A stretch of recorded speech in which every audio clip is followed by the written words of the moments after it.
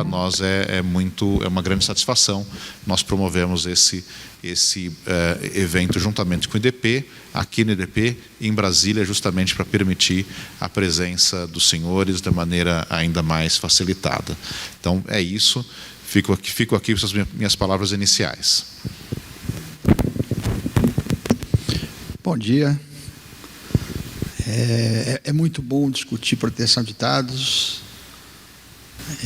Eu estive à frente de Taplados por mais de 20 anos como professor.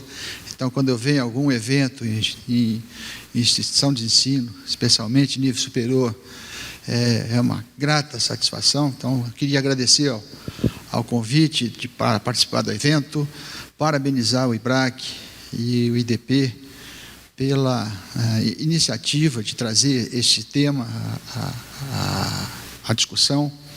É muito importante para a NPD discutir proteção de dados. Sabemos que ainda estamos longe de mudar a cultura do país nesta área, ainda muito nova no Brasil, mas são nesses eventos que a gente vai colaborando para que isto tenha uma aceleração. Os temas hoje são temas muito próximos para todos. Eu acho que a todos afeta, crianças e adolescentes. Então, proteção de dados pessoais de criança e adolescente é algo que eu não vejo nenhuma rejeição, nenhuma pauta negativa. Pelo contrário, todos estão na busca do mesmo objetivo. Para a gente não é diferente. Nós temos um carinho e uma atenção especial por regulação, por todos os guias que lançamos no tema crianças e adolescentes. E o segundo painel, nós falaremos um pouco de incidentes de segurança. E, por coincidência, ao longo dessa semana, nós estamos soltando nossa regulação do comunicado de incidentes de segurança. Eu acho que foi o tema mais discutido internamente na NPD. É um tema que vai acelerar bastante os processos de fiscalização.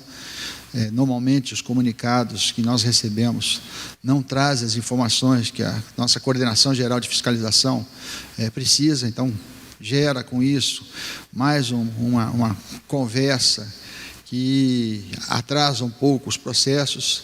Então, é algo que estávamos esperando, estávamos ansiosos, mas acho que tudo tem o seu tempo. É melhor sair algo bem pensado, bem elaborado e com participação de todos, do que uma norma não tão bem elaborada que necessite depois de alguma mudança de rumo. A NPD está com pouco mais de 3 anos, então temos participado de vários eventos. Semana passada mesmo estivemos na RIPT, um evento da rede ibero-americana, e o nosso desempenho em termos de ter 3 anos apenas chama atenção.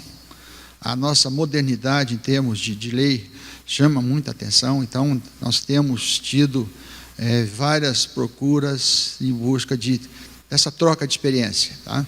Quem chegou antes colabora conosco em várias experiências aprendidas. Até mesmo os erros são importantes para a gente não cometer os mesmos erros, mas essa modernidade da lei, essa forma de nós fazermos uma normatização, considerando sempre a conversa com a sociedade, através de tomada de subsídios, consulta pública, audiência pública, ela tem sido um destaque nesses eventos internacionais. Tá? É algo que nos coloca como exemplo. Tenho certeza que o nosso evento será maravilhoso hoje. Então, eram essas as rápidas palavras que nós tínhamos a falar, e bom evento a todos. Obrigado.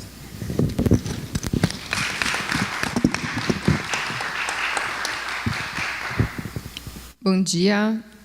Também muito rapidamente aqui, eu, enfim, não sou a Laura Schertel Mendes, como todos podem ver.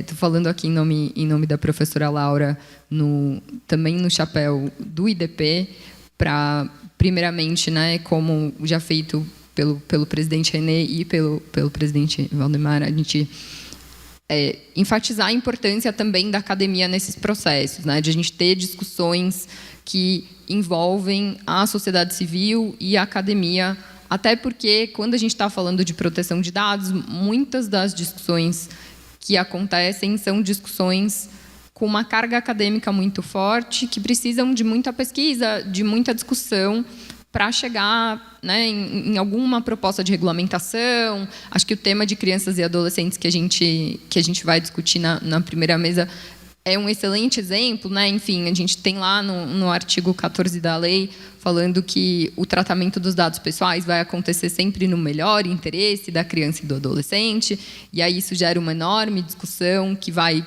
para além da proteção de dados pessoais, inclusive sobre o que isso quer dizer, né? Quando a gente fala também de incidentes de segurança, tem toda uma interface que acho que é muito importante, não só com o direito, né? Com também segurança da informação, ciência de dados, uma série de campos que são campos de estudo do IDP. Tem sido um esforço constante do IDP também de fazer essa conexão entre essas variadas experiências, essas variadas especialidades, né? E acho que a professora Laura, em especial, tem se dedicado a isso muito intensamente. Então, aqui para, primeiro, agradecer a parceria IBRAC-IDP e a NPD, né, a disponibilidade da NPD, como, enfim, já foi dito, esse processo de abertura, essa presença, não só nas consultas, né? A gente tem tido muitas tomadas de subsídios que a NPD tem feito ao longo dos últimos anos, que não são exigências legais, né? Tudo bem, você pode dizer que a consulta é um procedimento que é exigido pela lei que a consulta aconteça, que eventualmente uma audiência pública aconteça, mas a tomada de subsídio não. E a gente tem visto como esse mecanismo tem sido muito importante até para formatar a própria discussão, né? Assim, o que vai ser o âmbito de discussão do tema incidente de segurança?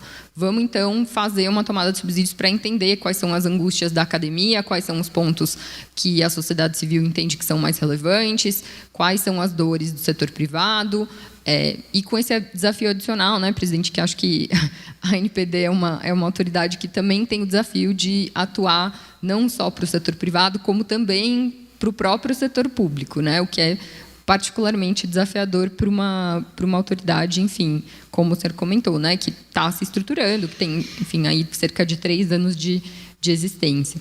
Então, acho que essa é uma primeira conversa de diversas outras, né, que a gente espera que aconteçam, em que a gente possa aprofundar esses debates, em que a gente possa, enfim, entrar cada vez mais nas discussões pertinentes sobre esse tema.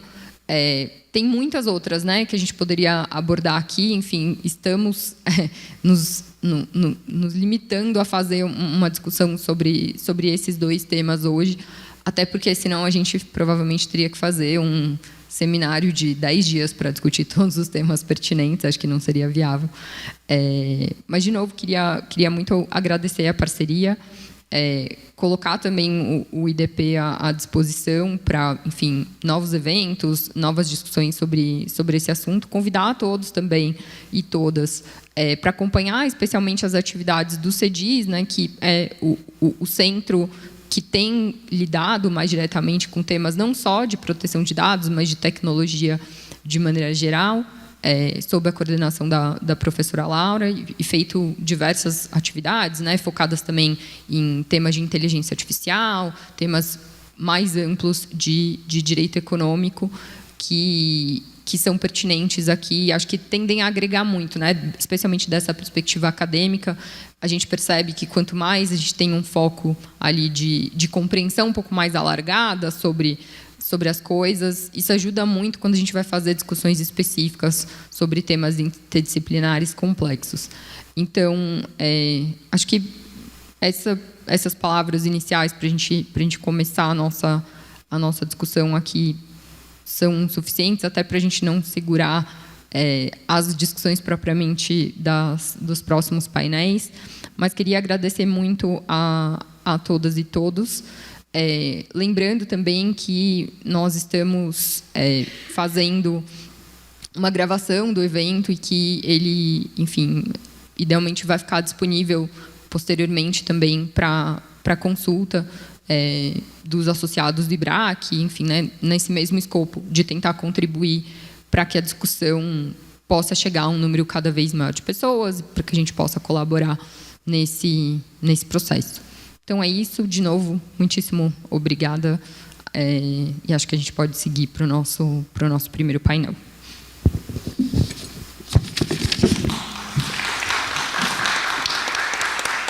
Muito bem. Então, para a gente tratar do primeiro tema relacionado aos desafios da proteção de dados pertinentes a crianças e adolescentes, eu vou convidar primeiramente a moderadora, a doutora Mônica Chiemi Fujimoto, para já se juntar aqui na nossa mesa, a Ana Bialer, da Câmara ENET, a Miriam Wilmer, diretora da NPD, a Samara Castro, diretora do Departamento de Liberdade de Expressão SECOM, e também o Guilherme Klaff, professor da FGV. Bom, pessoal, bom dia. É um prazer participar desse painel, né, no primeiro seminário de proteção de dados pessoais do IBRAC, que tem como objetivo justamente discutir essa interface entre autoridades, e acredito que essa mesa, a proposta desse primeiro painel, que são os desafios da proteção de dados de crianças e adolescentes, né, para onde vamos, traz justamente essa proposta que é o diálogo, né? Acho que a composição desse painel traz, acho que esse conceito muito bem, porque a gente vai tratar de um tema que ele é complexo, é extremamente importante, certamente está na ordem do dia, né? Eu não poderia estar melhor acompanhada aqui do que com os meus colegas de longa data, né? Que a gente já vem aqui trabalhando juntos em outros temas. E eu queria apresentar muito rapidamente, né? Enfim, além de agradecer o convite aqui das pessoas da Marcela e do Ricardo para participar dessa mesa e ter o prazer de dialogar aqui com pessoas tão qualificadas, queria começar apresentando o Guilherme Forma Kaflak, professor de Direito e Tecnologia da FGV Direito, líder de projetos do Centro de Ensino, Pesquisa e Inovação, doutor e mestre em Direito Constitucional pela Universidade de São Paulo e colaborador da Sociedade Brasileira de Direito Público desde 2011, onde coordenou a Escola de Formação Pública.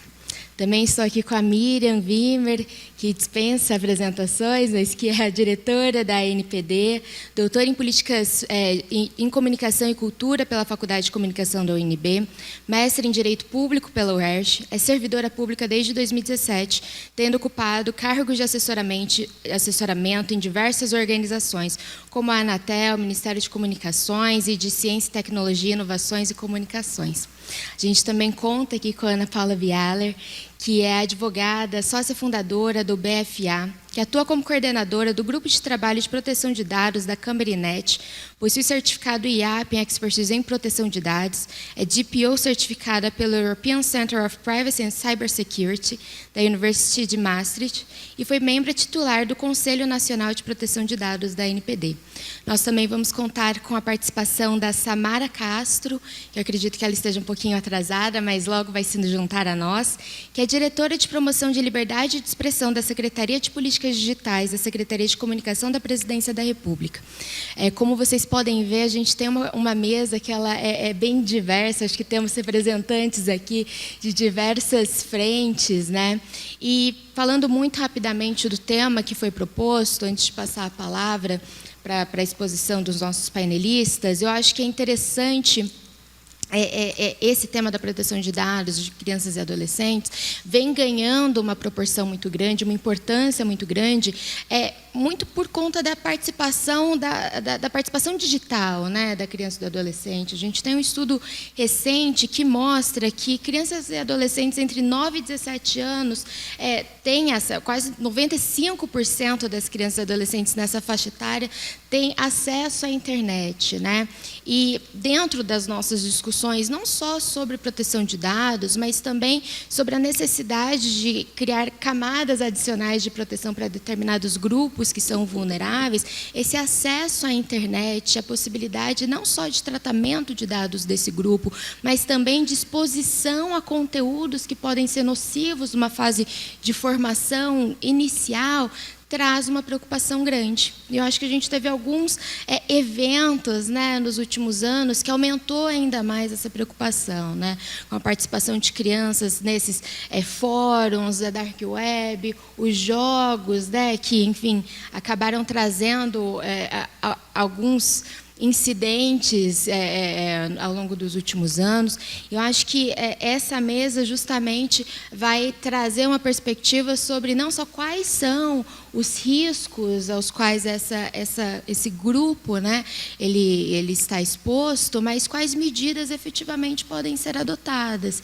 A NPD já vem se posicionando, apresentando estudos, né, sobre o tema. Sei que já está na ordem do dia da agenda regulatória, mas eu acho que o debate aqui hoje ele é extremamente pertinente. E eu gostaria de começar aqui com o Guilherme, perguntando para ele, sobre a perspectiva acadêmica e da sociedade civil, quais que você acredita serem as principais preocupações na proteção de dados de crianças e adolescentes. Guilherme, por gentileza.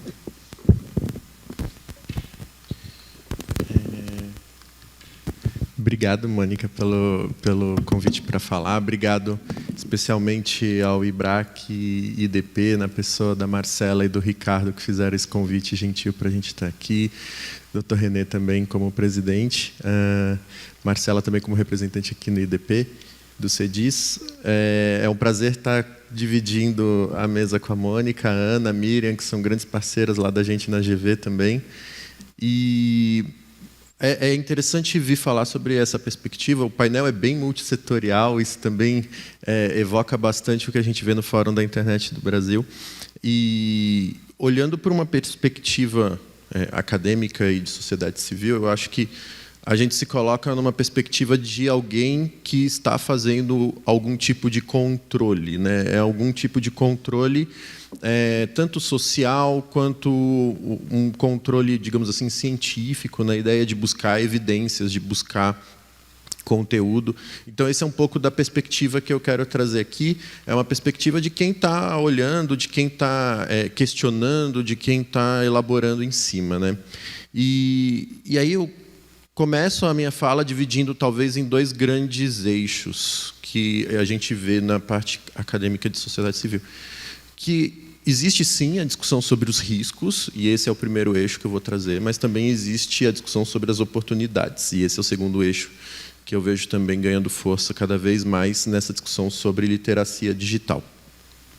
Em relação ao primeiro eixo, que é o eixo dos riscos, a gente já tem uma grande literatura.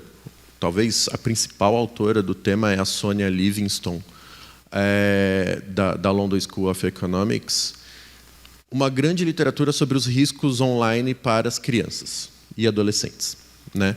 Então, dentro desse panorama, é até interessante que eles têm esse programa chamado Children Online Research and Evidence, que é o CORE, e eles criaram um quadro mental, né, para a gente pensar os riscos para as crianças e adolescentes, que se divide em 4 Cs, que eles chamam, né, que são riscos que são colocados por conteúdo, conduta, contratos e contato, né? Então, você tem um risco da criança ser exposta a um conteúdo, o risco da criança ser exposta a um contato com um adulto ou com uma pessoa mais velha, o risco delas terem condutas entre elas mesmas e o risco delas estarem numa relação abusiva.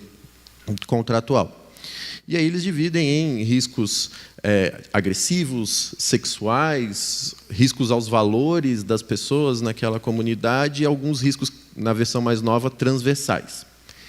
E a proteção de dados e a privacidade eles colocam justamente nessa parte dos riscos transversais, que pegam todas essas categorias. Então,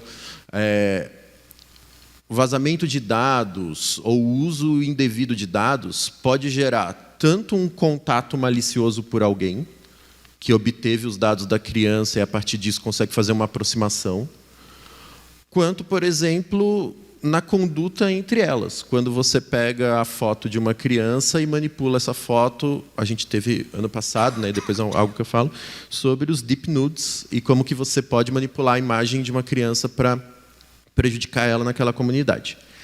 Então, essa literatura de riscos, o que ela vem enfatizando bastante é o quanto que os dados podem ser usados para prejudicar as crianças ou fomentar esses riscos nessas categorias todas, especialmente na categoria transversal, né, a todas elas. E o que a gente percebe dessa discussão? Primeiro, hoje, o grande interesse internacional é definir o que seja o melhor interesse da criança. Essa é a grande questão. Agora, em março, né, no mês passado, saiu um relatório da Five Rights Foundation sobre um estudo sobre o que é o The Best Interest of Children, com base no comentário 25 à Convenção de Direitos da Criança, comentário geral 25. E é interessante, é um relatório pequeno, curto, são 25 páginas, e eles discutem muito o que é o melhor interesse da criança. Basicamente, o relatório é sobre isso, olhando para legislações em diferentes locais. E aí as perguntas que eles fazem bom, o que é esse melhor interesse? Quem deve definir o que é o melhor interesse também, que é uma outra questão, né? São os pais, são as próprias crianças. E nessa discussão eles colocam também o que não é o melhor interesse da criança também. Então, esse relatório é interessante sob o ponto de vista de trazer uma discussão que aqui no Brasil também ganhou força, especialmente depois do posicionamento da NPD sobre a aplicação de todas as bases legais de tratamento para dados de crianças e adolescentes, e aí isso gera um embate entre legítimo interesse e o melhor interesse da criança, que eu acho que talvez, olhando do ponto de vista, por exemplo, do Instituto Alana, que é um instituto que está o tempo todo discutindo essa questão, foi um ponto sensível, eles continuam tocando nesse tema. Aqui no Brasil também teve a TIC Kids Online, né? E aí já entrando sob essa perspectiva dos estudos, a TIC Kids Online ela acrescentou agora todo um indicador sobre privacidade e proteção de dados de crianças e adolescentes. E eles estão fazendo às crianças, aos adolescentes, na verdade, né, essas perguntas sobre como que você maneja a sua privacidade, e os resultados estão sendo impressionantemente positivos, em termos de como que elas fecham as redes sociais delas, o quanto que elas aceitam convites de pessoas estranhas ou não, o quanto que elas expõem a vida delas. Assim, a gente pode ficar com o pé atrás de alguns resultados. Por exemplo, 50% dos adolescentes falaram que leram termos de uso.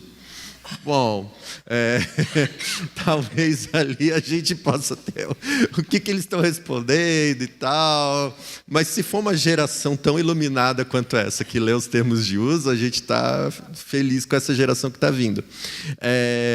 Mas um ponto aqui que é interessante é esse olhar para a criança e adolescente para saber como que ela está manejando. E o que os estudos vêm indicando, e esse tem um outro relatório também que a Sônia Livingston participou sobre essas práticas de crianças e adolescentes, o quanto que elas agora estão empoderadas para defender os dados delas contra ameaças, por exemplo, de outros usuários em redes sociais, o quanto que elas percebem isso como uma ameaça, porém, o quanto que elas não percebem quanto que os dados que elas estão fazendo ali podem ser explorados ou o quanto que elas podem ser manipuladas a partir dos dados dela naquelas plataformas. Então, ainda falta dar esse salto de compreensão de, olha, os seus dados podem está sendo usados para apresentar um conteúdo que você está achando que é o verdadeiro, que é o primeiro, que é o melhor, mas, na verdade, foi apenas impulsionado ali pelo sistema de recomendação para você, com base nos seus interesses. E aí, sintetizando essa parte de riscos, até para eu poder ficar no meu tempo, que eu estou controlando aqui, talvez uma das principais discussões que a gente esteja começando a ver agora é a questão da inteligência artificial, né? Então, a gente começa a observar discussões sobre privacidade e proteção de dados de crianças e adolescentes surgirem como o principal ou um dos principais fatores que vem barrando esses aplicativos ou esse uso de inteligência artificial, especialmente esses chatbots que vêm surgindo e que você não tem tanto controle. Então, até na Itália teve o caso de você bloquear aplicativos de chatbot por conta dessa inabilidade de saber se é criança ou não que está dialogando com isso. E aí a gente tem uma série de problemas. Por exemplo, mineração de dados para tratamento e treinamento de modelos. Quando eu minero a internet, tem o caso Clearview AI, e a Clearview AI minerou rostos e fotos tem bilhões de fotos, né? E algumas delas provavelmente são de crianças e adolescentes. Senão não teria tido o interesse do governo na divisão de crianças desaparecidas sobre o aplicativo. Então, mineração de dados. Segunda coisa, desenvolvimento de sistemas que, a princípio, não têm o uso intencional para crianças, mas que acabam sendo utilizados para criança, e a gente viu isso com o ChatGPT sendo discutido. Bom, o ChatGPT precisa ter uma trava para menores de 13 anos, para menores de 18 anos, e por aí vai, porque você tem um chatbot que interage ali, e agora a gente começa a ter o surgimento dos chatbots de relacionamento, amigos virtuais. Então, aquela ideia do amigo imaginário, que a gente pensava muito lá atrás, da criança e adolescente, agora não só um amigo imaginário, é um amigo que você conversa, que tem um sistema de linguagem por trás e que você pode criar um avatar personalizado para ele. Então, essa questão da interação e como que esses modelos pegam o perfil da criança, clusterização de perfis de criança e de perfis de adolescente, que é algo que o Instituto Holanda menciona muito como um risco de você começar a pegar as crianças e adolescentes e agrupar sem considerar as especificidades delas, as especificidades de vida delas e de necessidades delas. A gente tem um uso muito forte de inteligência artificial na educação. E aí a gente pode tanto discutir a plataformização da nossa vida e, por exemplo, a partir do momento que uma grande empresa obtém os dados educacionais ou é o sistema educacional em que uma instituição de ensino se ancora, eu não vou nem discutir a questão de essa empresa usar os dados malignamente para fazer qualquer tipo de estudo, mas tem uma situação, até por causa do IBRAC, tem até uma situação de concorrência.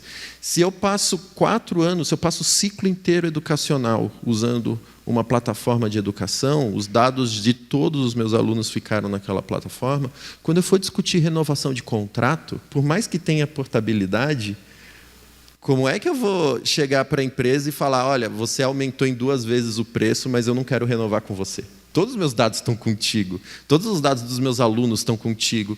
Então, a gente tem uma questão aqui de poder econômico dessas empresas frente às instituições de ensino. E, segundo ponto, o quanto que essas soluções estão também condicionando as nossas crianças e adolescentes a um desenvolvimento específico a partir de detecção de padrões, a partir de detecção de predições, né, de futuro, de comportamento, previsões sobre se aquela criança vai sair, é um risco ela sair da escola, não é um risco sair da escola, e por aí vai. Também reconhecimento facial nas escolas, como sendo uma tecnologia. Circulou ano passado, vindo da sociedade civil, um vídeo falando do risco de você fazer o oversharing, né, você expor demais as fotos das suas crianças na internet. Aí também tem o papel dos pais e da família. E o quanto isso pode ser usado por pessoas para projetar a criança no futuro, para verificar que aquele rosto, isso pode se retornar até como um conteúdo ruim para a criança, se você manipula e fala. Tem usos positivos. Se não me engano, a Colgate fez uma propaganda colocando o futuro das meninas, acho que foi a Gillette ou a Rexona, foi um desses assim, produto de higiene pessoal, colocando o futuro das meninas num álbum de figurinhas da Copa quando elas virassem jogadoras de futebol. Então, era uma campanha para fazer elas se verem como jogadoras de futebol. Então, você pega o rosto das meninas, projeta no futuro, coloca nas figurinhas, e isso elas se veem. Então, e aí faz a transição para o último ponto, Mônica, eu já estou terminando porque o tempo esgotou, que é o ponto das oportunidades. Então, o que a gente vê é, ao mesmo tempo que há esse discurso do risco do conteúdo, do risco da conduta, do risco do contato do contrato, há também uma discussão sobre oportunidades. Então, como essas crianças e adolescentes podem se desenvolver para usar esses dados, para aproveitar esses dados em favor delas mesmas? E para que outras entidades, organizações, aproveitem esses dados em favor delas, no melhor interesse delas. O CETIC lançou agora também um estudo sobre conectividade significativa, tá? Que é um conceito que vem ganhando força. Então, a ideia é como que eu garanto conectividade significativa para essas crianças e adolescentes. E conectividade significativa envolve você ter uma série de habilidades.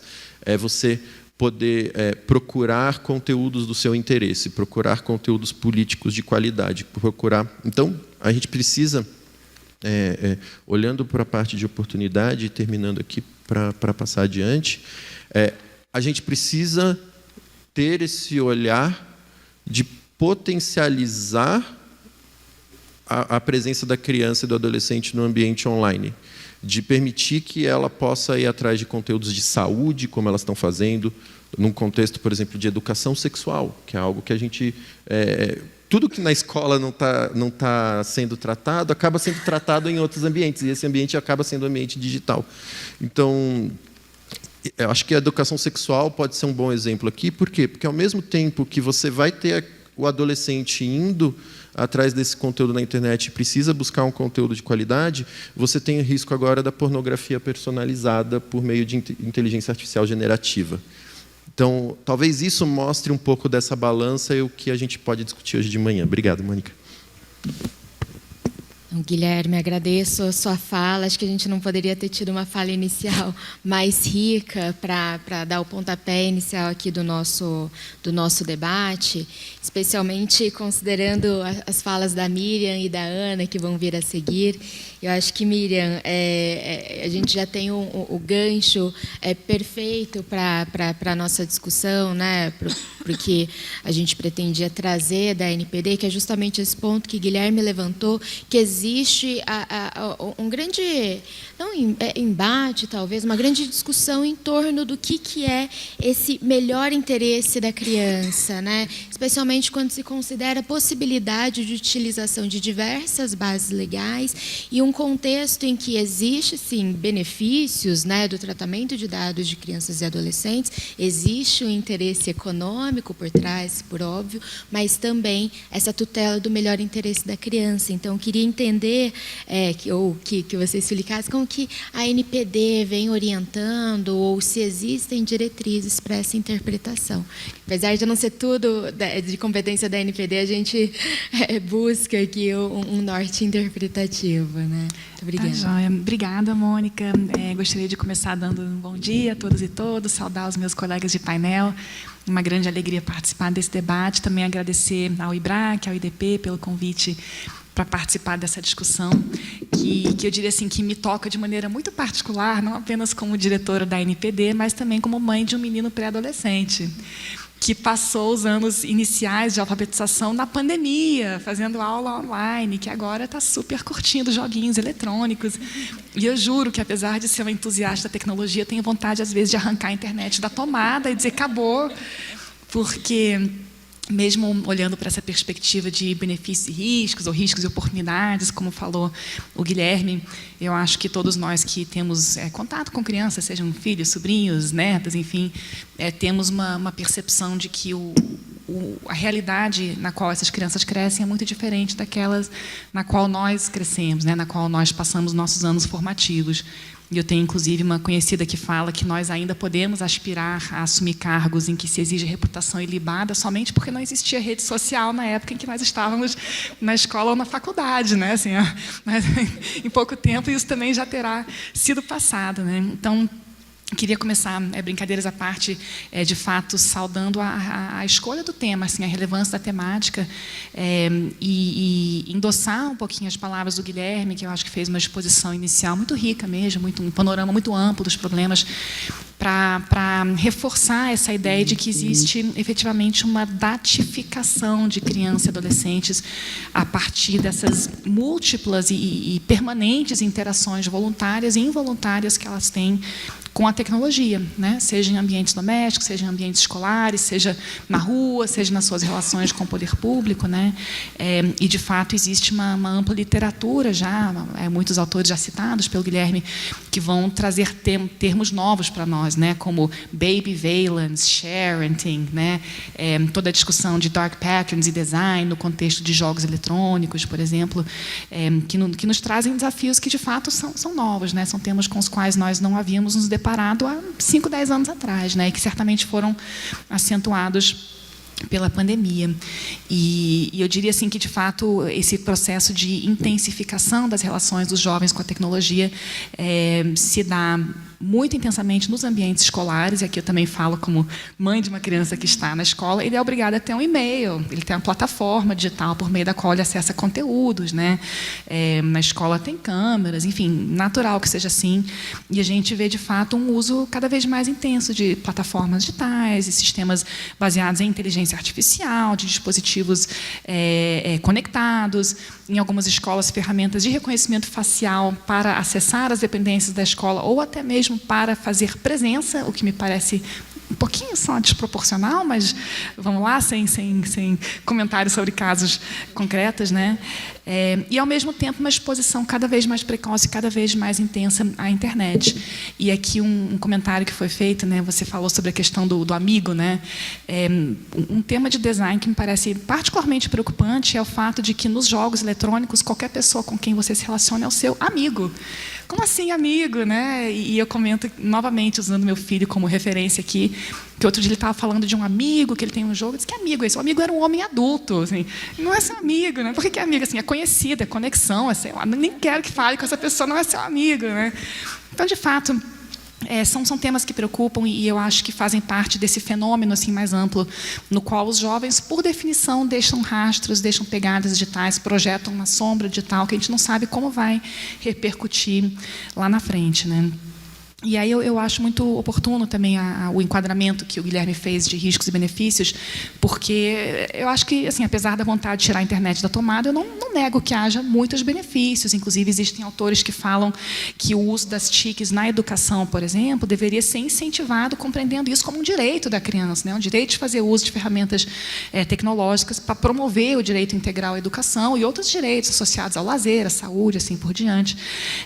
Ao mesmo tempo em que a gente reconhece esses profundos e importantes riscos que estão associados ao uso dessa tecnologia.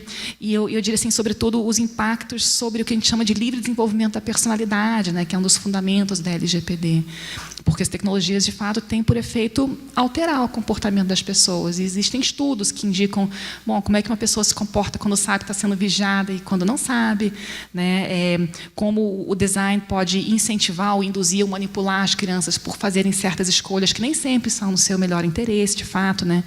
E também a questão da categorização e perfilização de pessoas em desenvolvimento, né? Então, você, numa idade muito tenra, classifica um jovem como tendo um alto potencial ou não tendo, como tendo tendências violentas ou, enfim, uma personalidade mais ou menos introvertida, e como essa categorização precoce e indevida, eu diria assim, pode surtir efeitos ao longo de todo o desenvolvimento da sua vida adulta, né? Então, de fato, endossando, né, a fala do Guilherme, eu diria que a legislação de proteção de dados pessoais, embora não seja a solução para todos os problemas, como disse a Mônica, ela, de fato, ela serve também para estabelecer um contraponto, né, face a esse fenômeno, assegurando mecanismos de proteção e de defesa e de, eu diria assim, tentativa de equalização ou minimização da assimetria que existe, né, de um lado entre a tecnologia, as grandes corporações que estão por detrás dela, e a criança e as famílias, né?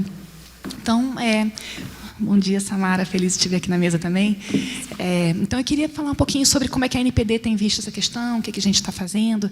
E a Mônica já comentou, né, de fato, que o tema de tratamento de dados de criança e adolescente é um tema que foi formalmente inserido na agenda regulatória da NPD, né, na segunda agenda regulatória. Então, expressamente, a gente incorpora esse tema de modo a ampliar uma discussão que já havia sido iniciada anteriormente. E aí, para quem talvez não estivesse acompanhando tão de perto, né, a gente publicou um estudo técnico em setembro de 2022, com o objetivo de discutir as diferentes interpretações sobre o artigo 14 da LGPD. O artigo 14 é um artigo enigmático para caramba, assim, que comporta, acho que 15 interpretações diferentes para cada um dos seus parágrafos, né, dos seus incisos.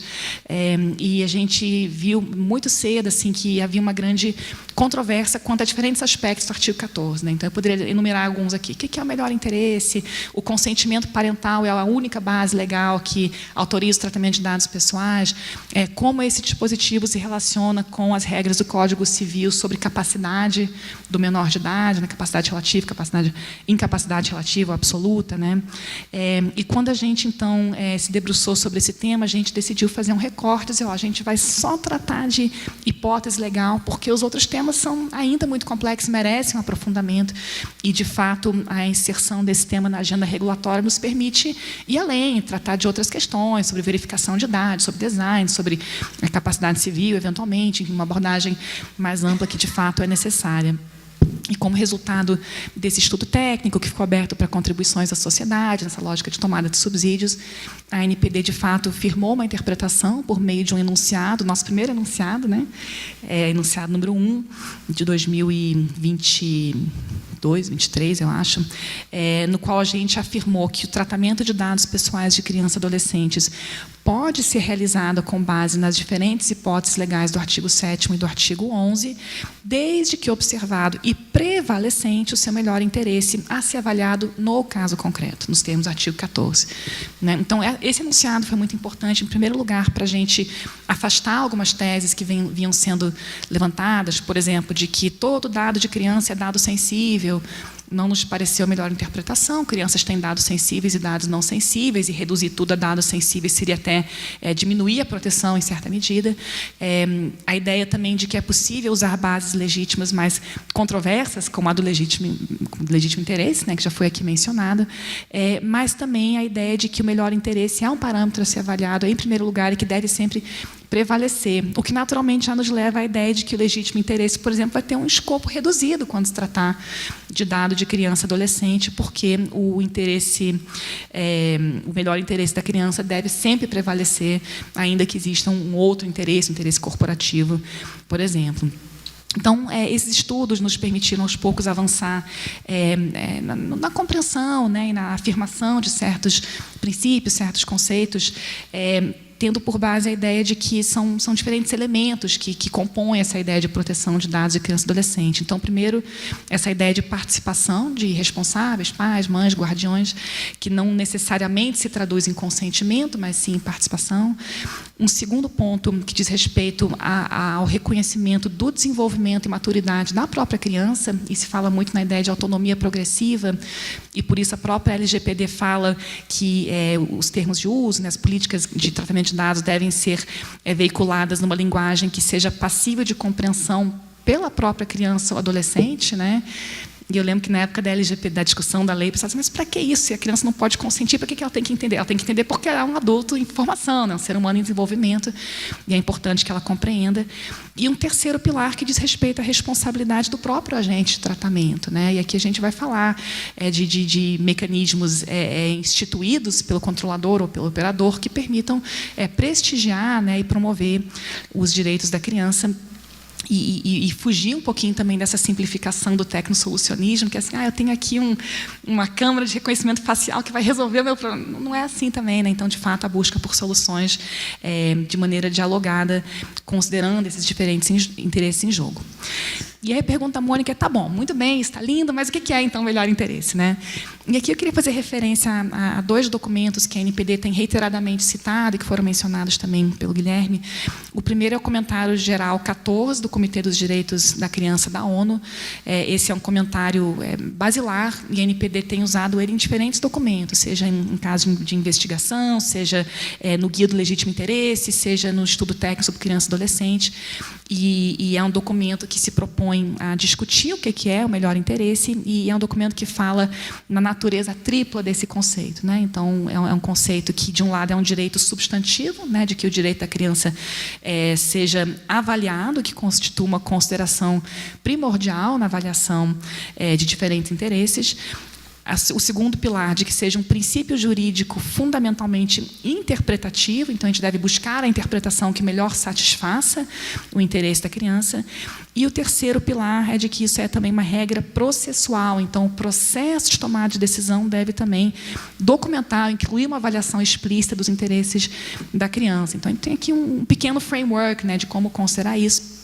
E o segundo documento que eu comentaria, também mencionado pelo Guilherme, é o comentário geral 25 do Comitê dos Direitos Digitais, do Comitê dos Direitos da Criança, que traz aqui a ideia de que esse é um conceito dinâmico, né, que exige uma avaliação adequada em cada contexto. Então, também eu não consigo, Mônica, infelizmente, o melhor interesse da criança é isso, anota, tá? Esse, né? Então, a ideia de que é uma coisa dinâmica, contextual, que deve ser considerada em casos concretos, que exige, eventualmente, uma ponderação, inclusive entre direitos variados, porque a gente não está falando só da proteção de dados pessoais da criança, mas também de outros direitos, de acesso à educação, a lazer, à informação, né? E, inclusive, esse foi um ponto que nós debatemos muito na NPD por ocasião do estudo técnico, porque sobre se o consentimento seria a única base legal ou não, porque a gente consegue vislumbrar circunstâncias em que uma criança, por exemplo, é vítima de violência doméstica ou está em busca de informações sobre prevenção de violência sexual ou questões de saúde, e que os pais não necessariamente, o interesse dos pais não necessariamente vai corresponder ao melhor interesse da criança, né? Então,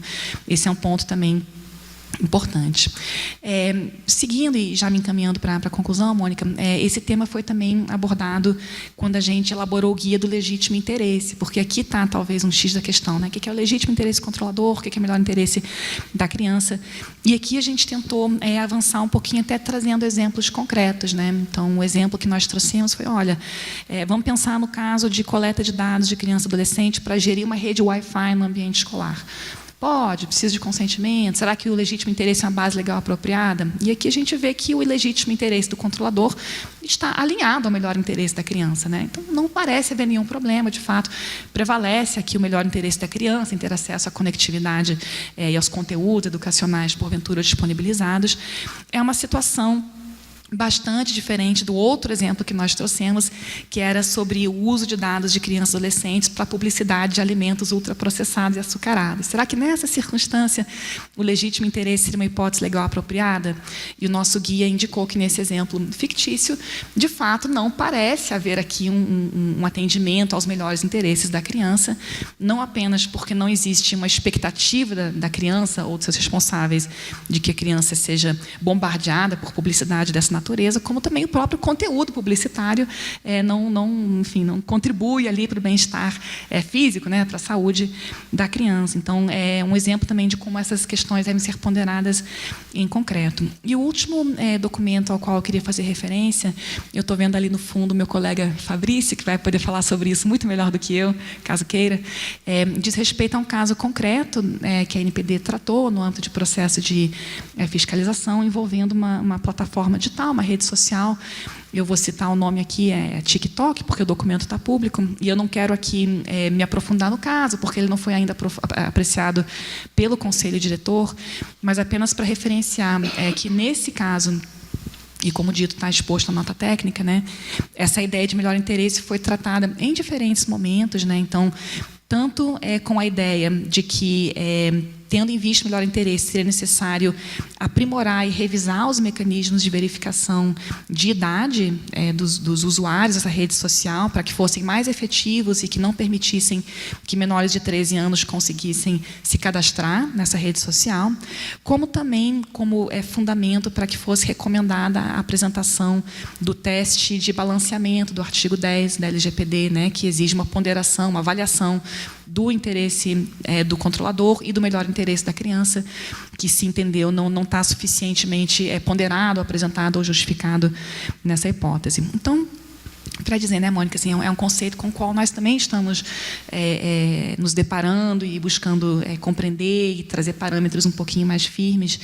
E eu diria que, de fato, o que nos orienta nessa investigação e nesses processos regulatórios e fiscalizadores é também o reconhecimento das crianças e adolescentes nessa condição muito especial de sujeitos de direitos a quem deve ser conferida proteção integral, né, considerando prioritariamente seus interesses, seus direitos, sobrepondo-se eventualmente a outros interesses, direitos, até mesmo os interesses dos pais, outros interesses eventualmente coletivos, né?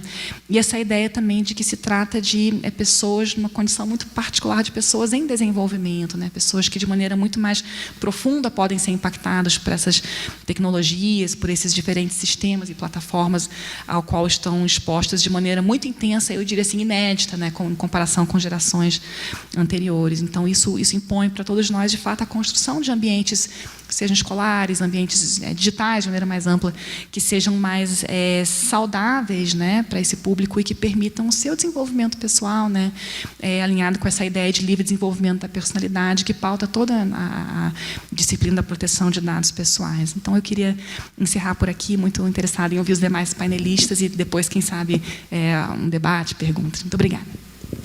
Muito obrigada, Miriam. Eu acho que foi muito esclarecedor. Eu acho difícil realmente imaginar que existiria um conceito fechado e taxativo para todas as hipóteses, né, de se interpretar o melhor interesse. Mas você trouxe linhas muito interessantes sobre o posicionamento da ANPD. E, bom, como eu disse, né, nem todas as soluções elas se centram, né, na atuação da ANPD, apesar de muitos acreditarem que se encontra lá. Então, eu já queria cumprimentar a Samara, né, falar que é um prazer estar aqui com ela. E já passando a palavra, Samara, se você puder falar um pouquinho dessas outras iniciativas, né, para além da proteção de dados que a SECOM vem empregando, acho que a gente consegue complementar, né, essas duas falas que elas foram tão interessantes do Guilherme e da Miriam. Então, Samara, prazer te ter aqui. Obrigada, Mônica. Bom, gente, quero começar pedindo desculpas pelo atraso. A semana e amanhã já começaram.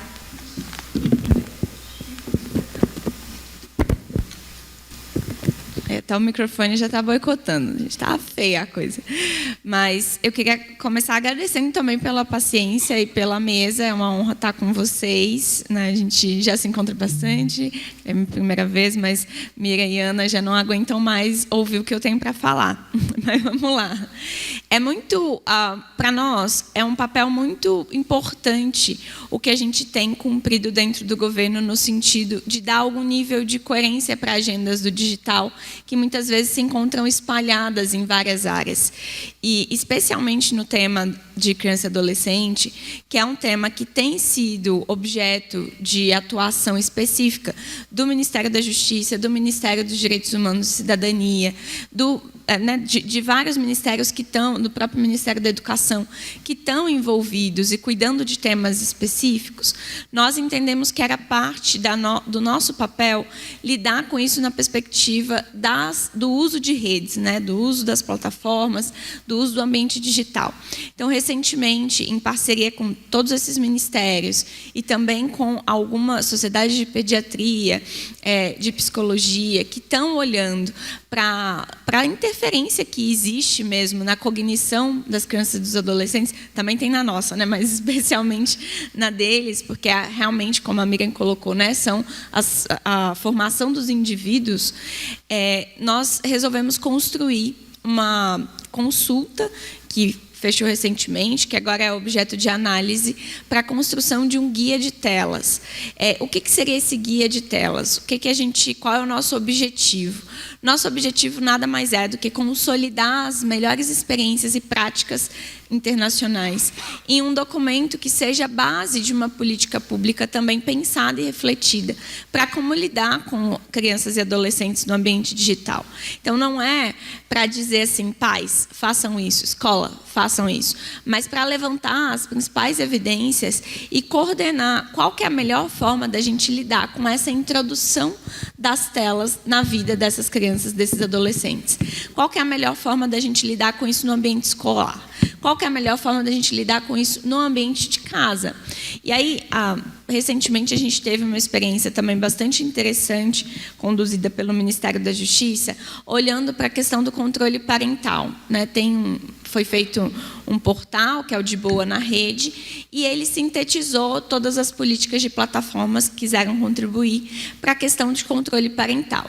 Então, facilitou para os pais e mães que muitas vezes não sabiam, né, como garantir o controle parental a partir de determinadas plataformas. Isso ficou consolidado ali num site que você entra e consulta. Beleza, eu quero que a minha filha ou meu filho possa utilizar o TikTok. Quais são as ferramentas que o TikTok me dá de controle parental? Quais são as ferramentas que o Instagram me dá? Quais são as ferramentas que o Discord me dá? E eu consegui configurar isso para essa criança, para esse adolescente. Só que isso, por si só, é um passo muito importante, mas ele é insuficiente para os pais e mães, no sentido, e também para a própria escola, para todos os ambientes que a gente tem de socialização dessas crianças e desses adolescentes. Porque não é só sobre o controle parental, mas é sobre como eu faço a introdução desse ambiente de tela. Qual que é o nível de afetação, né? Nem sei se é a palavra correta, mas qual é o nível que eu consigo, digamos assim, suspender o uso e aquilo ser sustentável para a vida dessa criança? Como que eu consigo fazer uma introdução de uso de telas que vai garantir que essa criança e esse adolescente esteja o mais protegido possível na formação da sua cognição e na capacidade de uso desse ambiente descontrolado? Porque a bem da verdade é que nós mesmos, pelos estímulos que a gente tem, né, no uso sequencial de telefone, nós estamos perdendo a nossa capacidade. Eu falo assim, quando a gente vai ler hoje em dia, tipo, como é mais difícil, né, fazer uma leitura extensa de um livro mesmo, profundo. Como aquilo assim nos custa profundamente você fazer essa leitura, porque a gente está tão acostumado com esses estímulos tão rápidos das redes sociais, do ambiente mesmo de tela, que a gente tem dificuldade. Imagina na formação, na socialização de crianças. Teve um estudo que estava analisando, inclusive, aquele episódio que a gente teve nessa última edição do Big Brother, que teve uma das participantes que teve um surto mesmo, né? Isso depois ficou diagnosticado, ela falou sobre isso. Mas, numa primeira análise, alguns psiquiatras e etc., fazendo uso desse olhar a partir do que pode ser essa intermediação de telas na nossa vida, colocavam justamente isso, que era uma pessoa com uma formação, menina muito jovem, 19, 20 anos, com uma formação muito intermediada pelas telas. Os pais também influenciadores, então, assim, desde criança, uma socialização basicamente feita por telas. E no momento em que você não tem mais aquilo, para além da abstinência concreta, como um vício que isso se tornou, a sua incapacidade de realmente constituir relações que não passem por aquele uso. Então, olha o tamanho do impacto que nós estamos lidando. E acho que a falta de uma síntese, e tem muita gente interessante pesquisando, falando sobre isso, e essas são informações que, na nossa visão, precisam ser parte das políticas públicas.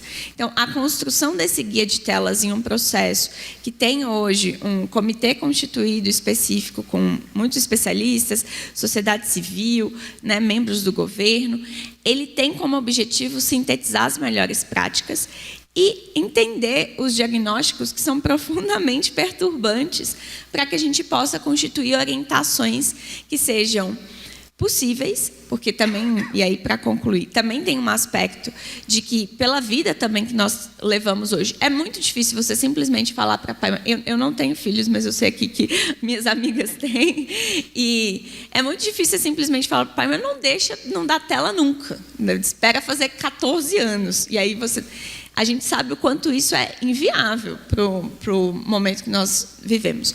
Ao mesmo tempo, como a gente tem condições de fazer uma transição suave.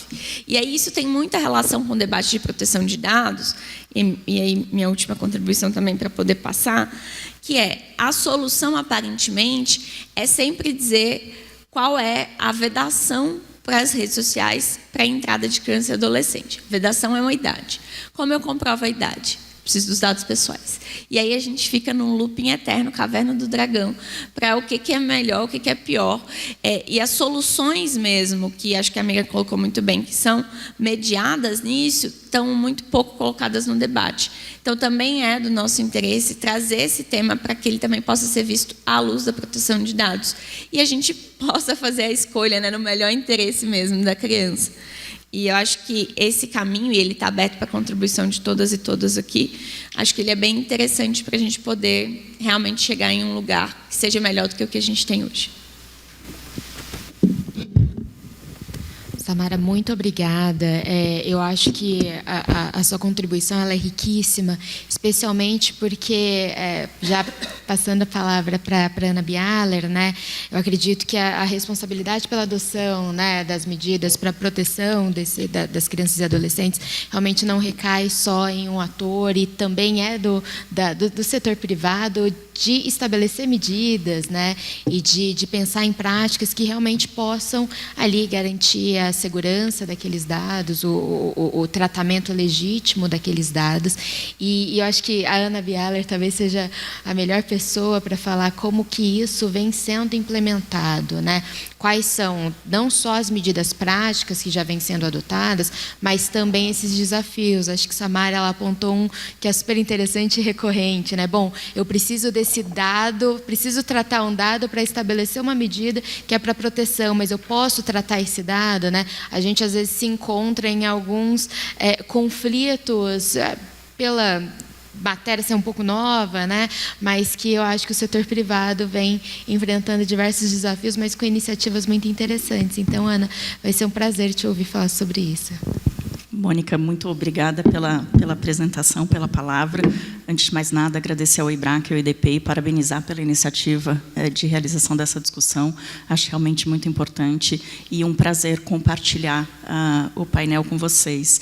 E apesar da recorrência, Samara, eu acho que a gente sempre traz um pouquinho novo e a gente dá alguns passos construindo e aprendendo uns com os outros. E isso é muito legal desse debate. Até o fato de frequentemente sermos as mesmas pessoas nos cruzando em discussões, né?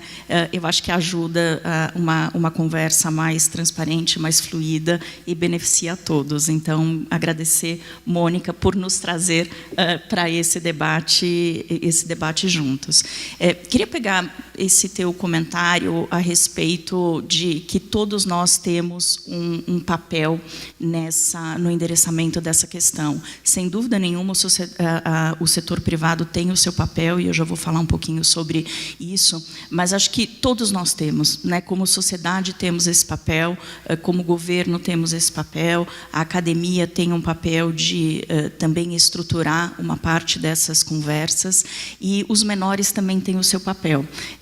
Eu, quando comecei a discutir essa temática de proteção de dados de menores, me gerava um certo grau de incômodo quando a gente vê alguns dos comentários e documentos da ONU falando da importância de ouvir os menores, né? E daí aqui como mãe eu falava, mas peraí, né? Tem uma hora que não existe a democracia no ouvir o menor, né? Chega uma hora que vai para o seu quarto e acabou a conversa. Mas hoje eu realmente vejo a importância da gente criar esses espaços. É lógico, né? Ouvir em determinados contextos e em determinadas idades, mas a importância da gente realmente incluir os menores na construção desse entendimento do melhor interesse, né? E acho que, de certa maneira, O Guilherme falou um pouco disso, mas a inserção dos menores nos ambientes digitais faz com que eles sejam menores muito mais críticos e muito melhor preparados do que nós fomos, né? Eles têm um acesso à informação gigante, uma capacidade crítica enorme, e isso, espero, os tornem melhores pessoas e cidadãos e contribuintes de um futuro que seja melhor. Eu realmente acredito nisso.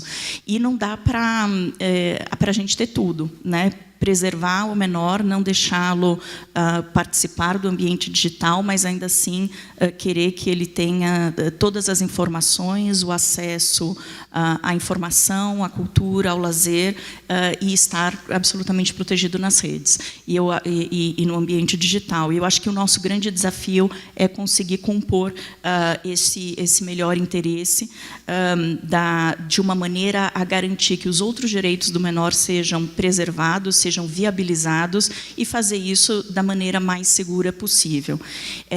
Sem dúvida nenhuma, eu aqui vejo um espaço muito grande e na responsabilidade de ações educativas, e sem dúvida nenhuma que o setor privado privilegia muito, faz isso, e não é algo que é para ser feito somente pelo setor privado. O Estado tem se preocupado muito com isso. Tive a oportunidade de ser membro do Conselho Nacional de Proteção de Dados, né, que é o conselho consultivo da ANPD, e a gente teve, na época, um grupo de trabalho do CNPD justamente focado na questão de desenvolver sugestão de ações educativas, né, uma preocupação até super consistente com a competência da ANPD de divulgar a cultura de proteção de dados. Então, acho que a ANPD tem essa função, o CNPD tinha essa função, a sociedade tem essa função, e daí a gente tende a pensar isso falando dos adultos, mas isso também envolvendo os menores, né? Eu acho que isso é muito importante. A sociedade civil tem essa função, as empresas têm bastante essa função, e muitas delas têm iniciativas de... tem até uma que eu não estou falando aqui em nome de nenhuma empresa em particular, estou falando em nome da Cabrinet, que é um grupo de... uma associação que representa empresas, mas, por exemplo, uma cartilha, né? Uma cartilha com personagens da Turma da Mônica, que é um jeito de você comunicar com o menor, com uma linguagem que o menor entende, com um personagem que o melhor se identifica, dando dicas a respeito do que você tem que fazer ou não. E eu realmente acredito que o melhor interesse ou o menor consciente dos riscos e das oportunidades, ele é um menor muito mais preparado para lidar com isso. E aqui, infelizmente, vai ser gravado e transmitido, e depois eu vou ter problemas em casa. Mas eu vou citar um exemplo que eu gosto muito, porque eu acho que ele é tão simples e muito verdadeiro, né? Minha filha, de 12 anos de idade, na volta da pandemia, a escola estava implementando um sistema de reconhecimento facial para ingresso na escola. E daí foram tirar lá a fotinho para fazer o sistema de reconhecimento facial, e ela falou assim: eu não vou deixar tirar. Aí, né, a coordenação: como assim você não vai deixar tirar? É que a minha mãe vai brigar comigo, eu tenho certeza. E, de fato, ela não tirou, voltou para casa e falou: olha, aconteceu isso na escola. Isso não tem problema com aquela sua lei lá? E, assim, a menina tinha 11 anos de idade, né? E eu achei absolutamente sensacional, né? Porque é isso, a gente dá o nosso CPF, a gente dá, né, faz o cadastramento para entrar em qualquer prédio, e a gente não se pergunta se, de fato, aquilo é necessário, né? Uma criança que praticamente cresceu com a LGPD sendo construída, ela incorporou que, de fato, talvez aquilo fosse algum problema, né? Então, eu acho que a gente também tem um desafio muito grande, que é de formação dos pais, para os pais também exercerem o seu papel na formação dos seus filhos. Mas o que o setor privado tem a ver com isso? O setor privado tem outras funções dentro desse ecossistema, em termos de adotar medidas para garantir a proteção dos dados de menores, né? Eu falava essa questão da representatividade do menor. Algumas empresas fazem atividades de oitiva dos menores, né, na construção das suas políticas, na construção, muitas vezes, dos seus produtos, de realizar co-design e ouvir, de fato, os menores, ouvir os pais dos menores, tentar entender quais são os desafios. Isso é uma iniciativa muito legítima de procurar, né, fazer o seu pedacinho. Existem iniciativas também grandes para você procurar em serviços que são direcionados a menores, você ter uma adaptação de toda a linguagem que vai no serviço. E aqui, por exemplo, eu acho que a gente tem referências internacionais incríveis. Eu gosto demais do Design Code do Reino Unido. O Reino Unido acaba tendo um código de design para serviços que são voltados a crianças e adolescentes, e eles quebram a cada 2 ou 3 anos qual é o tipo de linguagem que você deve endereçar. E aqui a gente tende muito a falar em dados de menores, mas o que eu vou mostrar para uma criança de 4 anos é absolutamente diferente da de 8, que é absolutamente diferente da de 12, que é absolutamente diferente do adolescente de 16. Né? E eu acho que é uma das dificuldades quando a gente tenta discutir políticas regulatórias muito granulares, é que a gente acaba perdendo isso. Então, essa preocupação de realmente respeitar o estágio do desenvolvimento, né, conforme o comentário geral da ONU, é algo absolutamente necessário que a gente não pode deixar passar quando a gente está tendo essas discussões. Isso é algo que eu acho fundamental. E daí a necessidade de se ter mecanismos que sejam dinâmicos e flexíveis para eu poder justamente ter esse grau de maleabilidade.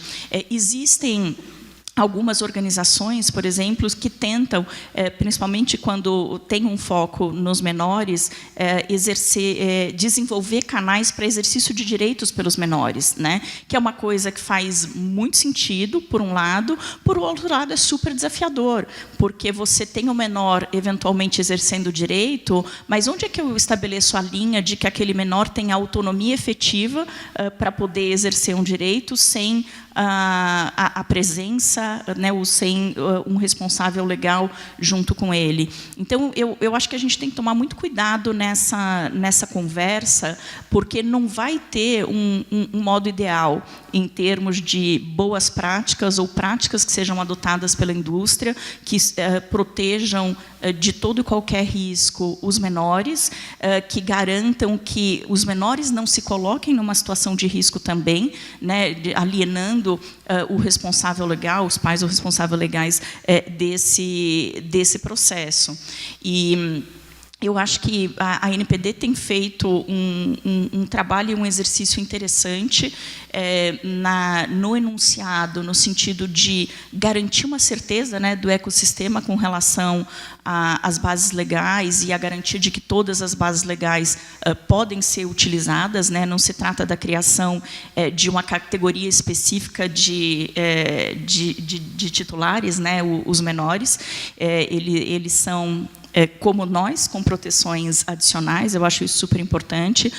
O exercício que é feito no Guia do Legítimo Interesse, também acho que foi bastante interessante, e eu gostei da forma como a Miriam colocou, que né, você vai ter o legítimo interesse, mas acaba sendo um legítimo interesse que é mais qualificado, né? Porque as expectativas do titular, elas são diferentes, e eu acho que isso é super importante, e para aqueles que, de fato, desenvolvem produtos e serviços que sejam direcionados a essa categoria, existe uma preocupação adicional para isso. E aqui eu tenho também um outro comentário, que é a questão, eu falei essa categoria pensando no de 13 a 18, né? Mas a gente tem os menores e a gente tem os adolescentes, e a gente tem um desafio tremendo, que é de evitar, muitas vezes, né, que os menores estejam em determinados ambientes digitais. E aí é algo onde existem inúmeras iniciativas do setor privado para procurar identificar que, de fato, é o menor, e, eventualmente, né, suspender a conta de um menor, mas aqui é um espaço onde eu realmente acredito que O desafio maior está com os pais. O desafio maior está na sociedade, de entender que é um risco eu deixar o meu filho de 9 anos em um determinado ambiente, sem supervisão alguma, e que eu preciso garantir que eu o eduquei ou que eu o supervisiono de maneira adequada para que ele não esteja presente, né? Existem uma série de mecanismos adotados por parte da indústria para procurar diminuir esses riscos. Mas, gente, os mecanismos de verificação, né, os mecanismos que o setor privado pode trazer, eles sempre vão poder ter... O ser humano é sempre muito criativo, né? Mesmo os menores. Aliás, em particular, os menores, que acho que hoje em dia tem muito mais acesso e criatividade do que a gente.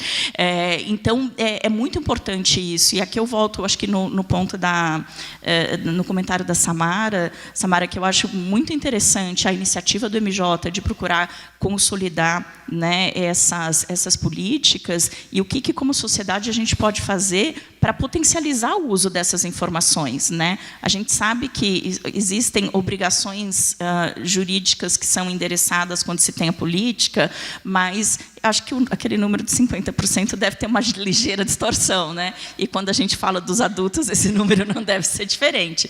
Então, não adianta estar na política, a gente, de fato, precisa, e daí eu volto aqui à questão das ações educativas, e ações educativas que sejam feitas pelo poder público, pelo setor privado, e, eventualmente, juntos pelo poder público e pelo setor privado, para educar. Eu acho que, no fundo, a base, a segurança toda, ela vai vir mesmo muito desse processo de educação. E a gente está num momento onde a temática de proteção de dados de menores, né, ela foi aí sujeita à resolução do CONANDA na semana passada, que não vou comentar em detalhes, que acho que ela tem uma série de ilegalidades e inconstitucionalidades, mas ela está objeto de um projeto de lei no Congresso Nacional, que vem caminhando, né, ambos bastante detalhados, e eu acho que a gente realmente tem que fazer a reflexão de que será que as propostas de políticas públicas que estão sendo colocadas, elas resolvem os problemas que a gente está tentando resolver, ou se elas engessam, criam obrigações que, na prática, vão ser irrealistas. Você vai criar um monte de obrigação e os recursos não vão poder ser dedicados aos problemas que, de fato, a gente tem posto. Eu acho que a gente tem um desafio de equilíbrio aqui de mensagem. E, quando a gente vê, né, esses comentários gerais da ONU, a primeira vez que você lê e fala assim, nossa, mas eu não entendi nada, é tudo tão meio genérico, mas, no fundo, é isso, né? Quando eu tento explicar demais, eu acabo deixando passar o que não pode passar e pegando o que não é para pegar. Então, eu acho que o nosso grande desafio deste momento é conseguir entender onde que a gente consegue colocar essa barra, de uma maneira que a gente tenha políticas públicas que sejam consistentes, que incentivem essas ações educativas, incentivem medidas de boas práticas, mas que também sejam realistas com relação a esse melhor interesse, a garantir que os menores estejam devidamente protegidos, mas que os outros direitos também estejam garantidos. A gente não quer excluir o menor do ambiente digital, a gente quer trazê-los de uma maneira segura e cientes de que sempre haverá um risco. E esse risco a gente vai trabalhar com as ações educativas por parte de toda a sociedade. Ana, muitíssimo obrigada. Eu acho que sua exposição me trouxe aqui algumas reflexões que eu quero, enfim, começar essa etapa dos debates. Mas antes de trazer as minhas, eu queria perguntar se alguém aqui que está assistindo tem alguma dúvida. Já vi que Marcela levantou a mão. Como a gente faz essa dinâmica? Tem um microfone aí embaixo ou eu levo até você? Aqui.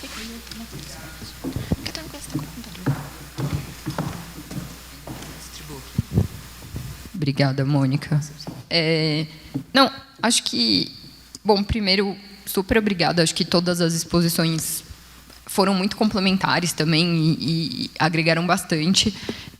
Eu queria propor duas... Uma é uma pergunta, acho, mais específica, mais para saber a opinião de todos vocês, porque exatamente nessa linha, acho que a gente está nesse momento, né, de falar assim, bom, tudo bem, então tem uma responsabilidade, obviamente, né, dos provedores dos serviços, de fazer adaptações, garantir que os direitos das crianças e dos adolescentes estão sendo respeitados, e começa a surgir uma narrativa de que talvez exista uma obrigação de adaptação de toda e qualquer plataforma, de todo e qualquer serviço, para que esse serviço possa necessariamente ser utilizado por qualquer criança e por qualquer adolescente, né?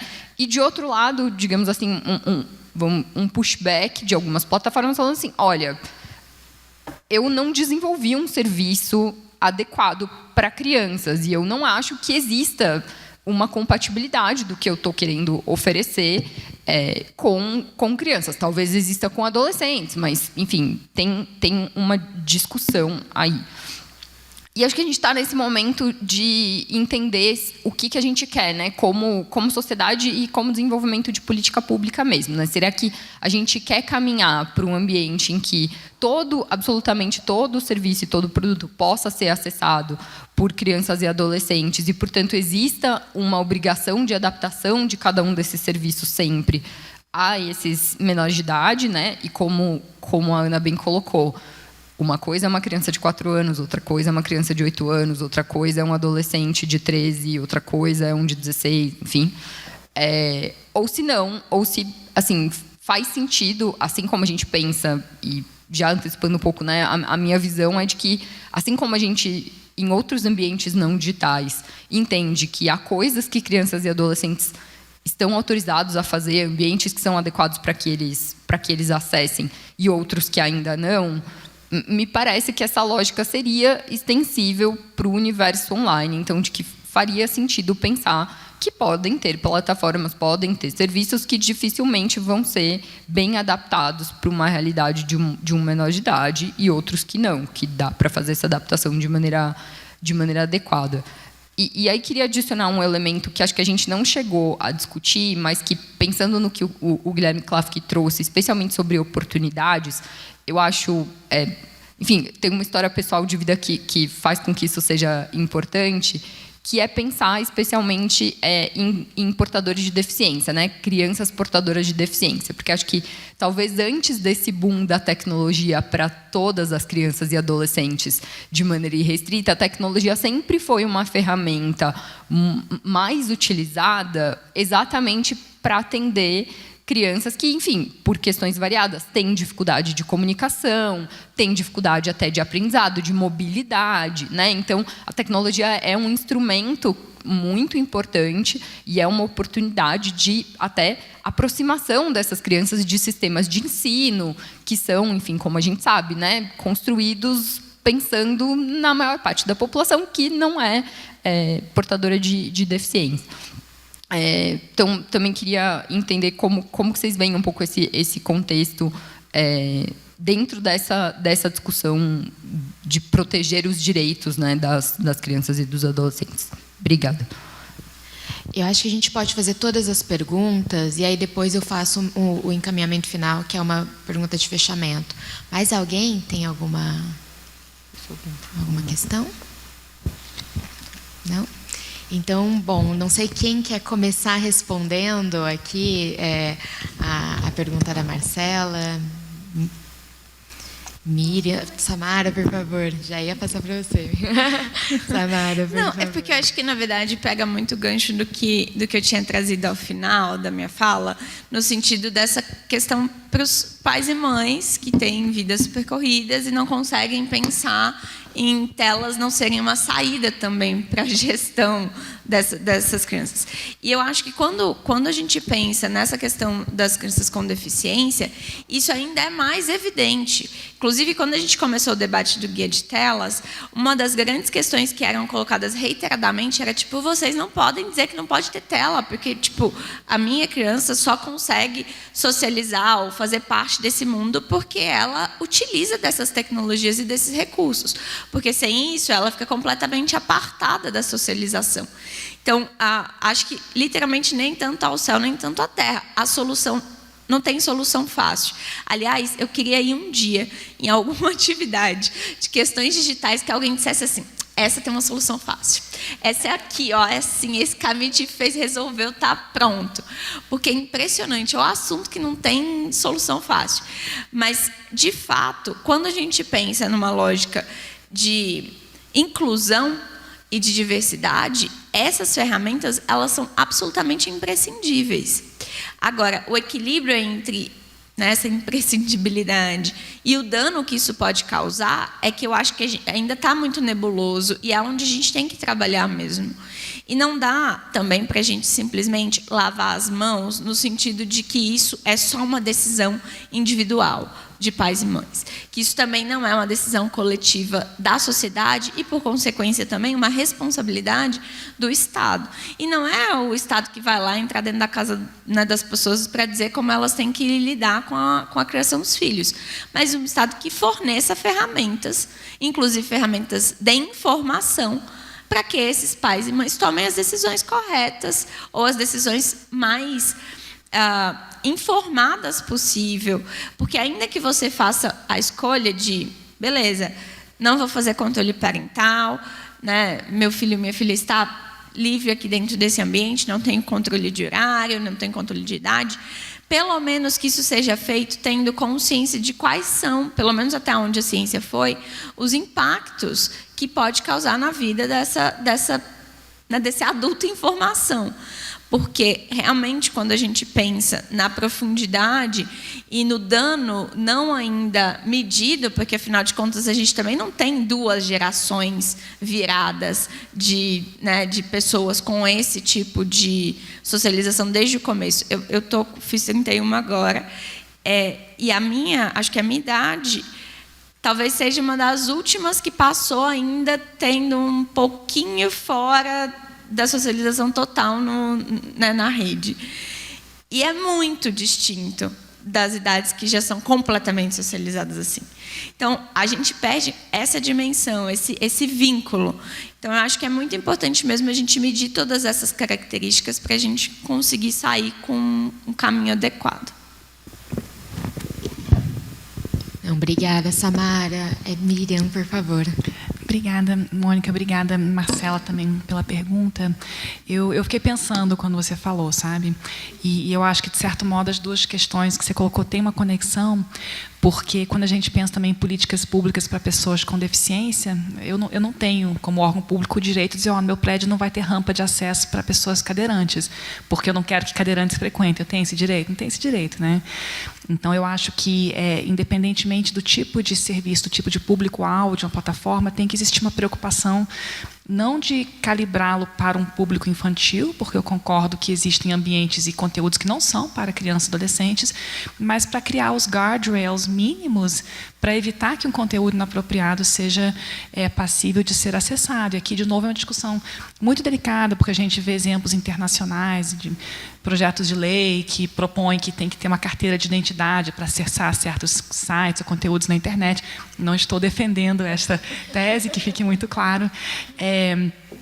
Mas eu acho que existem ferramentas e mecanismos de precaução ou de avisos mesmo, de alertas, que podem evitar que conteúdos que não são feitos ou desenhados para criança sejam acessados por esse público.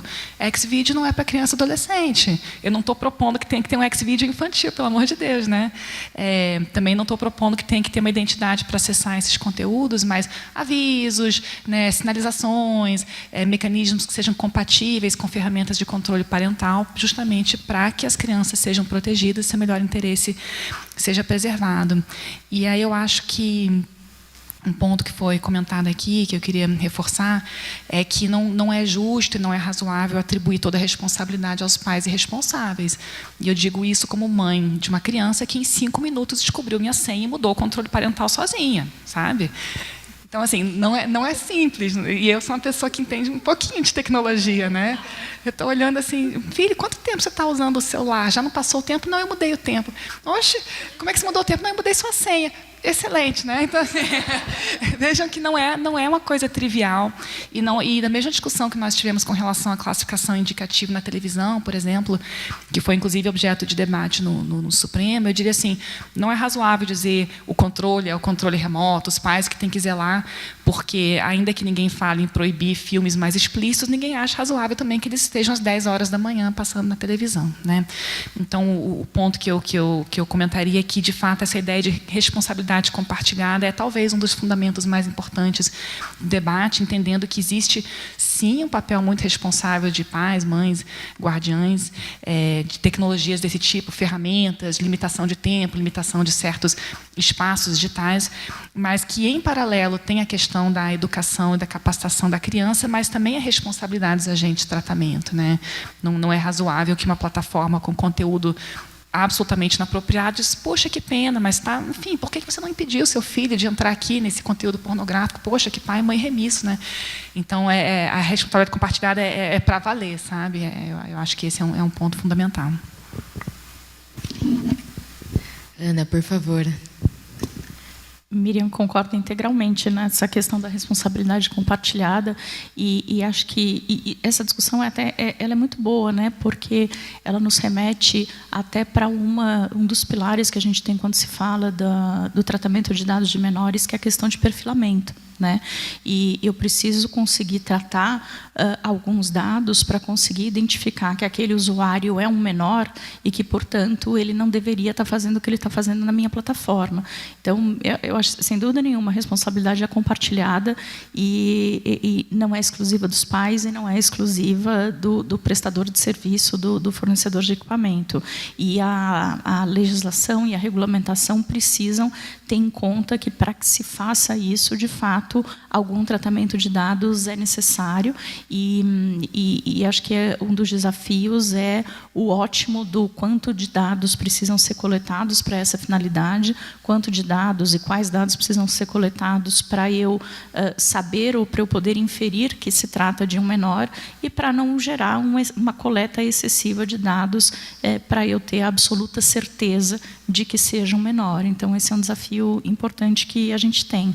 E com relação ao comentário da Marcela, eu acho que é um ponto fundamental também nessa discussão, porque, de novo, a gente vai para o ótimo, né?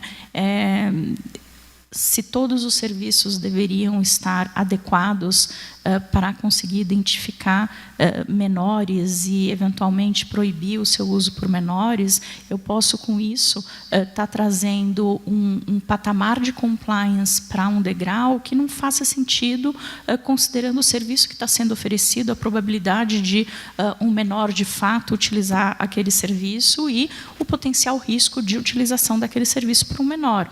E, quando a Marcela usou esse exemplo, me veio aqui a ideia, por exemplo, de redes que são utilizadas em ambientes corporativos, né? Então, um Webex, um Teams, que são plataformas prioritariamente desenvolvidas para serem usadas no ambiente de trabalho. Pode ser que aconteça uma videoconferência com menores? Pode ser.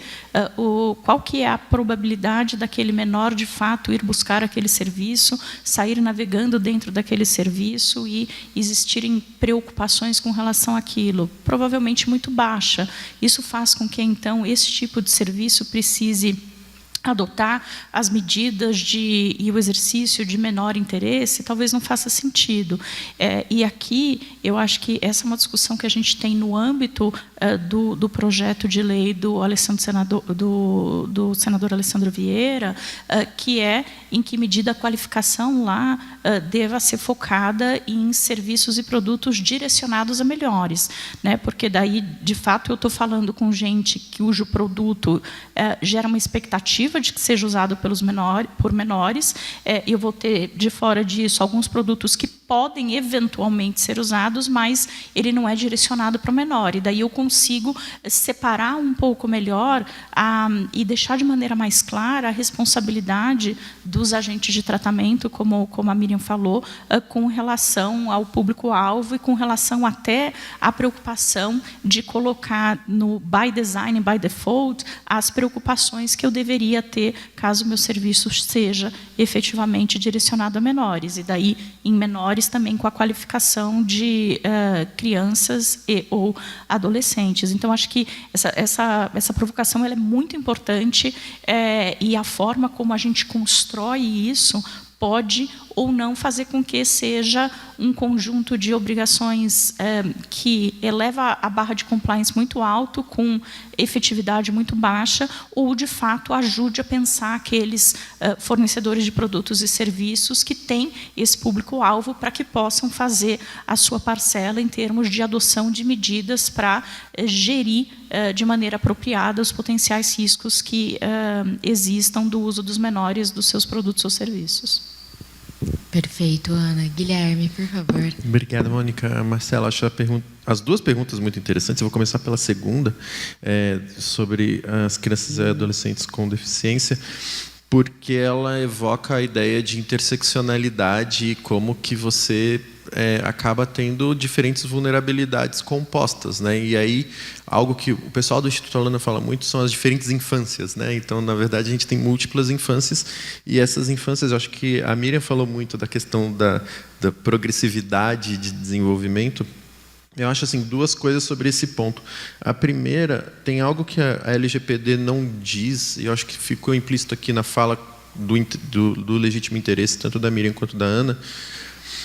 Ok, você não tem dado sensível como categoria jurídica aplicável, mas aquele dado tem uma sensibilidade, né, que aparece até na resolução lá de agente de tratamento de pequeno porte. Olha, pessoas idosas também são um grupo que você não vai dizer que os dados das pessoas idosas são sensíveis, mas elas são pessoas que se presume, ou os dados indicam que elas vão ter uma dificuldade maior ali de manusear a tecnologia. Acho que isso vem reduzindo nos últimos anos. Mas, e aí você tem uma criança com deficiência, ela é uma pessoa que tem uma dupla sensibilidade em tudo que ela vai fazer. Esse é um ponto. Então, um segundo ponto, e aí é um receio que eu tenho, parece que a deficiência é sempre uma causa nobre para você começar alguma coisa que depois é usada para outros propósitos. Então, vários estados começaram a comprar equipamentos de visão por inteligência artificial para orientar, né, para servir para crianças que tenham deficiência visual, para que elas possam olhar o ambiente ao redor, entre aspas, né? O aparelho fala para elas o que elas estão direcionadas para. E aí vem a discussão, por exemplo, neurodireitos. Então, onde que está havendo todo o avanço de neurodireitos hoje? É na discussão sobre possibilitar que pessoas com deficiência sejam capazes de movimentar objetos ou interagir com telas e tudo mais. Então, parece que é sempre um objetivo nobre, e aí isso serve como um ariete que avança uma agenda que depois a gente vem discutir outros avanços que foram feitos posteriormente. Então, essa é uma preocupação. Então, sempre quando tem essa vulnerabilidade como um argumento de ariete. E sobre os ambientes apropriados, eu acho que a gente pode partir com conforto da afirmação de que crianças e adolescentes vão estar em todos os ambientes na internet. É verdade nas baladas, né? Então, mesmo que aquele ambiente não seja propício e as pessoas coloquem um segurança na frente para barrar a entrada, tem gente que entrava. E tem gente que entra. Então, acho assim, todos os ambientes vão ter crianças e adolescentes. Eu parto dessa premissa. Não tem como você barrar. A Miriam está falando de algumas soluções tecnológicas. Eu vou exigir reconhecimento facial para tentar garantir que aquela pessoa é aquela pessoa? Não. E mesmo que eu garanta, nada impede que o pai abra e passe para a criança ver. Então, esse ambiente vai ter? Vai. E aí eu acho que a nossa parte como jurista é discutir o que é obrigação jurídica e o que é responsabilidade jurídica. Porque responsabilidade ética e responsabilidade social de formação da criança, a gente sabe que todo mundo vai ter. Mas naquele caso concreto, de quem é a responsabilidade jurídica? Se eu crio uma obrigação jurídica de ambientes apropriados e apartados, né? Isso é custo. Por que as plataformas brigam tanto para não ter moderação de conteúdo? Porque moderação de conteúdo é um custo, no final das contas, além de outros discursos. Então, eu impor essa obrigação jurídica que você mencionou, de os ambientes são apropriados, tem uma obrigação de adaptação, eu impor essa obrigação jurídica é eu impor um custo. Então, dentro de uma ideia de liberdade econômica e de legalidade, esse custo eu tenho que ser suportado a partir de uma base juridicamente legítima. Senão, a plataforma pode alegar que ela está sendo cerceada na liberdade econômica dela. E aí a gente pode discutir, bom, então, para que plataformas a gente vai criar essa base jurídica, essa exigência jurídica?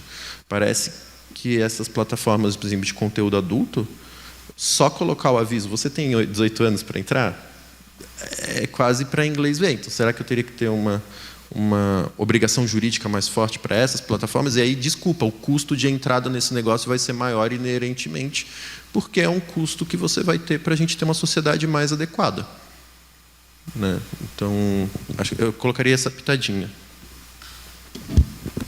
Perfeito, Guilherme. Eu acho que já é um encaminhamento para a minha última pergunta, para a gente já até encerrar o painel, que para as considerações finais, em uns 3 minutinhos, né? Porque a provocação desse painel, ela é para onde vamos, né? E é sempre uma pergunta capciosa e difícil de ser respondida, né? Especialmente em debates que são complexos, talvez a gente precise tirar um pouco do ruído, do barulho e selecionar algumas prioridades, né? Para entender para onde vamos, porque a gente não vai para todo lugar ao mesmo tempo e no mesmo momento. Então, acho que a minha última pergunta seria para vocês, né, primeiro, quais vocês acreditam que sejam prioridades a curto prazo? Então, os temas que causam maior preocupação e que precisam realmente de um endereçamento, seja pela NPD, seja por algum órgão do Poder Executivo, judiciário, né, aonde a gente tem uma lacuna que precisa de resolução, quais são esses temas, e para onde a gente vai, né, assim, alguma perspectiva do futuro. Então, se vocês puderem aqui fazer esse fechamento em uns 3 minutinhos para a gente se manter no tempo, eu passo a palavra para a Samara primeiro, e aí a gente vai seguindo a ordem. Obrigada. Bom, queria começar agradecendo a Marcela pelo convite, ao IBRAC, ao IDP. Eu acho que é sempre muito bom e proveitoso a gente fazer esse tipo de discussão.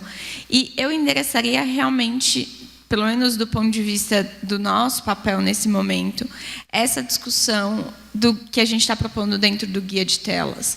Especialmente porque nós estamos num momento que a discussão de regulação de plataformas no Brasil, ela está no mínimo confusa, para ser bem sutil, ela está confusa, né? Uma lambança em cima da mesa, mas isso combinado com a discussão de inteligência artificial, que também está também tem o seu nível de confusão e que também está endereçada para temas que não necessariamente estão com esse olhar.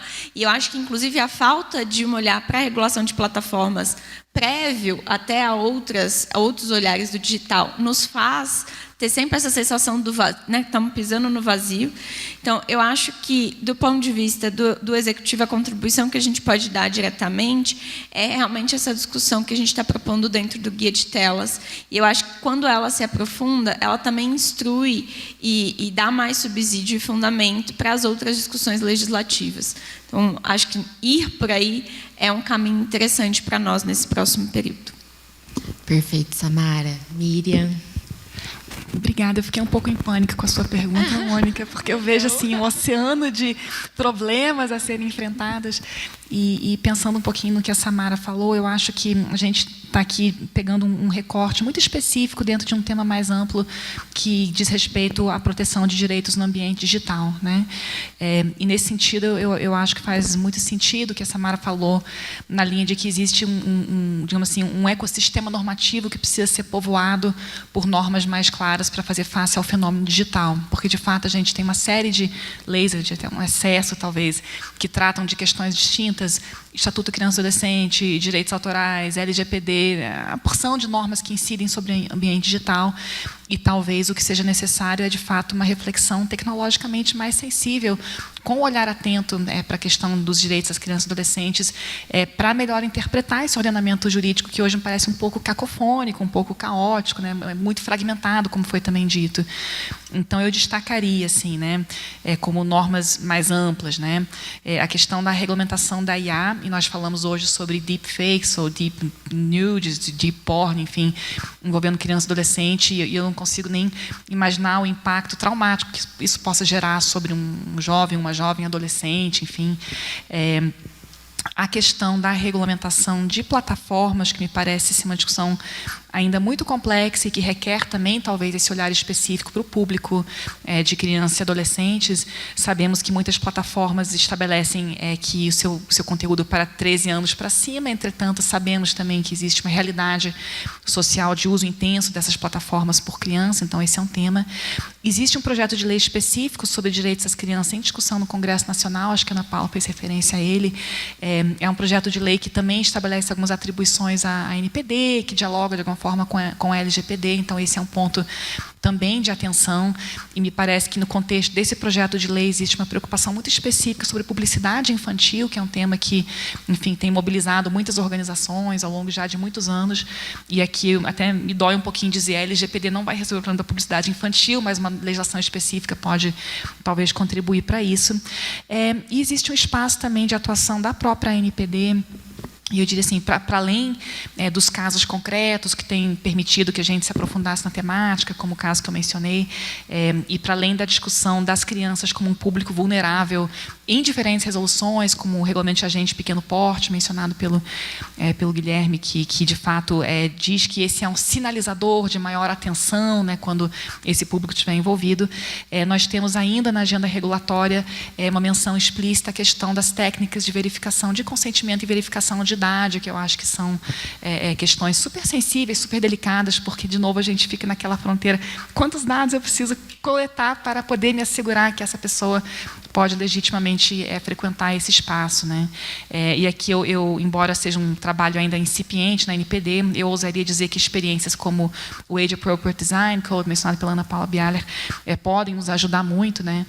Assim como outras experiências internacionais. Então, eu acho que é nesse caminho que a gente está indo, no curto, médio prazo, mas no longo prazo é um mistério ainda, né? Perfeito, Miriam. Ana, por favor. Obrigada. Eu vou fazer coro aqui com a fala da Samara e da Miriam. E gostei demais como a Miriam falou, existe um ecossistema normativo que precisa ser povoado. Eu achei absolutamente perfeito. Porque é isso, né? A gente acaba tendo discussões pontuais sobre temas que são absolutamente relevantes, mas me preocupa a gente perpetuar a cacofonia ao discutir as questões de uma maneira pontual, sem, de fato, olhar para esse ecossistema normativo e o que precisa ser feito, né? Sem dúvida nenhuma, a discussão maior de regulação de plataformas, ela norteia muito do que a gente falou. A discussão, né, de dever de cuidado, que está, de certa maneira, na discussão da regulação de plataformas, na discussão de uma lei de IA também, e teria reflexos diretos até para pensar a melhor forma de endereçar essas questões que a gente trouxe. E daí me preocupa um pouco quando a gente fala de processo normativo específico de crianças e adolescentes, que é um pequeno recorte dessa discussão maior, acontecendo antes desse arcabouço estar posto, né? E a Miriam mencionou, né, a questão que a NPD já procurou criar né, um endereçamento específico dos dados de menores, por exemplo, na regulamentação de pequeno porte, e algo que me preocupa, porque eu acho a ideia é que esse grupo é um grupo sensível que precisa maior proteção. Para eu discutir maior proteção, eu preciso ter qual que é o piso da proteção, qual é a proteção que todo mundo merece, para daí eu discutir qual que é a proteção a mais que o menor merece. Então, a gente começar a discutir numa legislação que ela é da exceção, né? Ela é para os pequenos, não é a regra. No caso da NPD, me gerou algumas preocupações. E eu acho que a gente consegue fazer um espelhamento disso nessa discussão que a gente tem hoje no Congresso Nacional e até na tua provocação, né? De qual que é o caminho daqui para frente. Será que é caminharmos com uma discussão mais robusta de uma legislação específica para dados de menores?